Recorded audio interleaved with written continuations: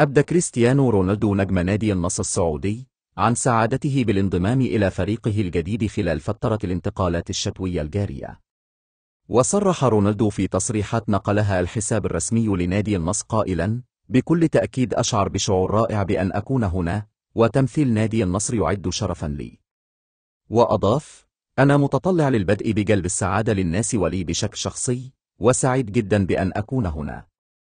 وأهم شيء هو الحاضر والاستمتاع والفوز من أجل النادي، بالإضافة إلى مساعدة السعودية في تطور هذه الدولة لأنها تستحق هذا الشيء. وأتم: أنا هنا لأكون جزءاً من الجيل الجديد، حيث لدى الدوري السعودي إمكانيات كبيرة جداً ولاعبين من الطراز العالمي، ويعد دوري قوياً جداً وتنافسي بشكل كبير، ولهذا السبب أنا هنا اليوم.